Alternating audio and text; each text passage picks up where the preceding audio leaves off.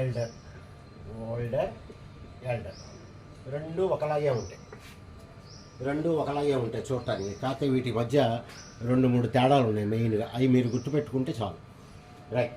ఇప్పుడు ఈ అసలు ఏంటివి ఓల్డరు ఎల్డరు ఏంటి? వీటిని ఇంగ్లీష్లో మనం యాడ్జెక్టివ్స్ అని చెప్పి అంటాం.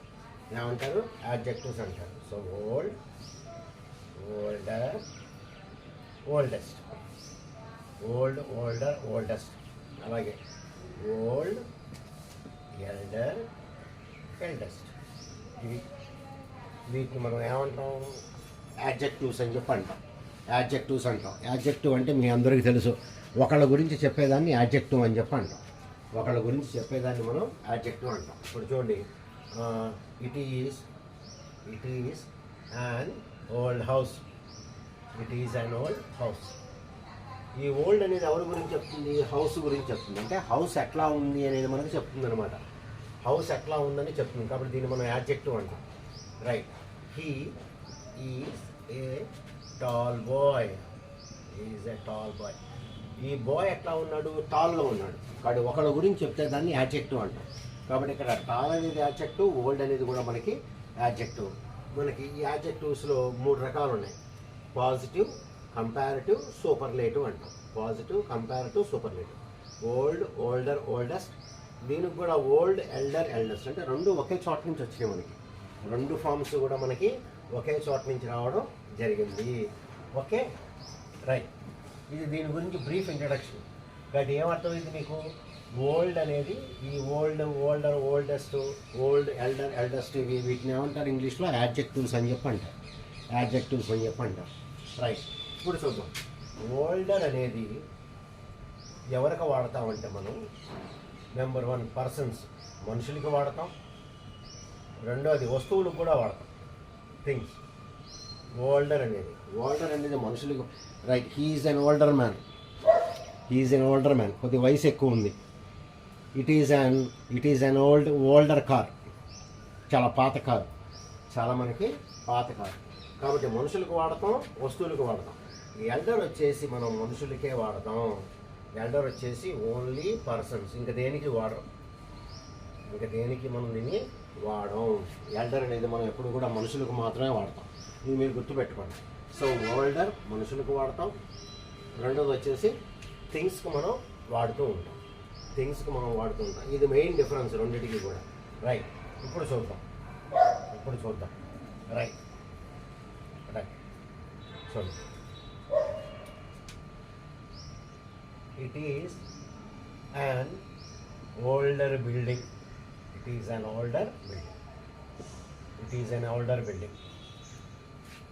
ఈ ఓల్డరు, ఎల్డెస్ట్ మనం ఎప్పుడు కూడా 2 విషయాలకే వాడతాం. ఇద్దరు ఉన్నప్పుడు వాడాలి. మీరు ఓల్డర్ కానీ ఎల్డర్ కానీ ఇద్దరు ఉన్నప్పుడే మనం దీన్ని వాడతాం. కంపారిజన్ అనమాట. ఇప్పుడు చూడండి, it is an older building అంటే ఇక్కడ వీడు 2 బిల్డింగ్ల గురించి మాట్లాడుతున్నాడు. ఇదొక బిల్డింగు. ఏంటి? ఇదేమో 2000లో కట్టారు, ఇదేమో 1990లో కట్టారు. So this is older building. But older అనేది ఓల్డర్ కానీ ఎల్డర్ కానీ ఇద్దరు ఉన్నప్పుడు వాడతాం. ఓల్డెస్ట్, ఎల్డెస్ట్ మోర్ దాన్ 2 ఉండాలి. 3 ఉన్నప్పుడు వాడతాం. 2 కంటే ఎక్కువ ఎంతమంది ఉన్నా సరే మనకి పర్లేదు అనమాట. కాబట్టి ఇక్కడ ఏం చెప్పాం మనం? It is an older building అని చెప్పాం. ఇక్కడ ఓల్డర్ నేను వస్తువుకి వాడాను నేను. Right. He is an older man. వయసు ఎక్కువ ఉంది అనే మీనింగ్లో ఇక్కడ నేను వాడా. కాబట్టి ఓల్డర్ అనేది మీరు మనుషులకి వాడతారు, వస్తువులకి వాడతారు. ఈ ఎల్డర్ని మీరు మనుషులకు మాత్రమే వాడాలి, పర్సన్స్కి మాత్రమే మీరు ఇక్కడ వాడుకోవాలి. ఇది మీరు బాగా గుర్తుపెట్టుకోండి. రైట్. ఓకే. కాబట్టి ఓల్డరు, ఎల్డరు వీటినేమో మనం యాడ్జెక్టివ్స్ అంటాం. ఓల్డర్ ఏమో రెండింటికి వాడతాం. ఎల్డర్ వచ్చేసి మనుషులకు మాత్రమే వాడతాం. రైట్. ఇప్పుడు చూడండి, ఎల్డర్ సేమ్ ఫ్యామిలీ మెంబర్స్, ఒకే ఫ్యామిలీ మెంబర్ వాళ్ళకి మాత్రమే వాడాలి. చాలా important difference. Same family members, బయట వాళ్ళకి వాడకూడదు. ఇప్పుడు 2 అన్నదమ్ములు ఉన్నారు. ఒకటి పేరు ఎక్స్, ఒకటి పేరు వై అనుకోండి. ఏంటి? రైట్. ఎక్స్ ఈజ్ లేకపోతే చూడు ఎట్లా చెప్తామంటే సీత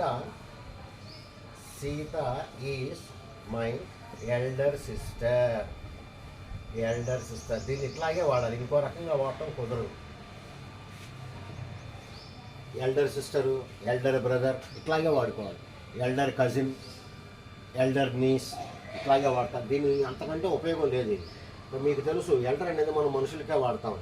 తర్వాత చూడండి, Sita is my elder sister అంటే ఒకే ఫ్యామిలీ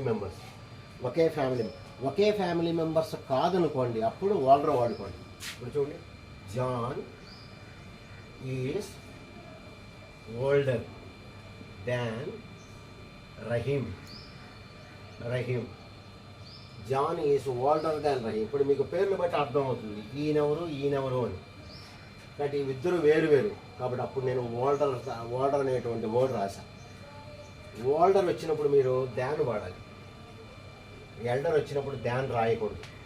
ఎల్డర్ వచ్చినప్పుడు పొరపాటును కూడా మీరు దాన్ అనేది రాయకూడదు. ఎందుకంటే దీన్ని ఇలాగే వాడతాం కదా, she is my elder sister, she is my elder brother, she is my elder sister, she is my elder brother. అంతకు మించి దీని ఉపయోగం మనకి ఎక్కువగా కనపడదు.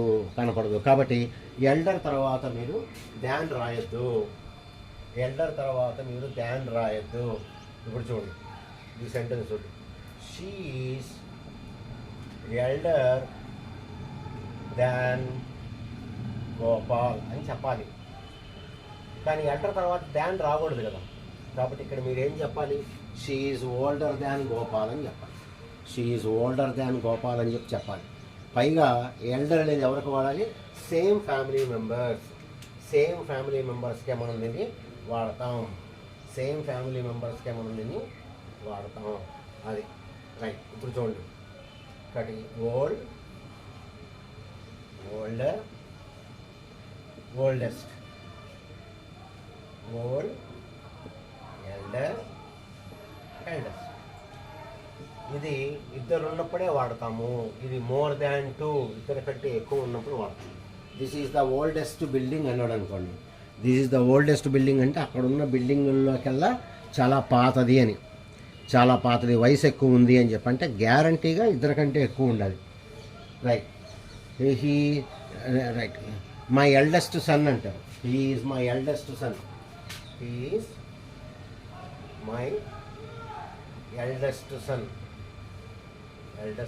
అంటే ఆయనకి ముగ్గురు కొడుకులు. కాబట్టి ఎల్డెస్ట్ అని చెప్తాం.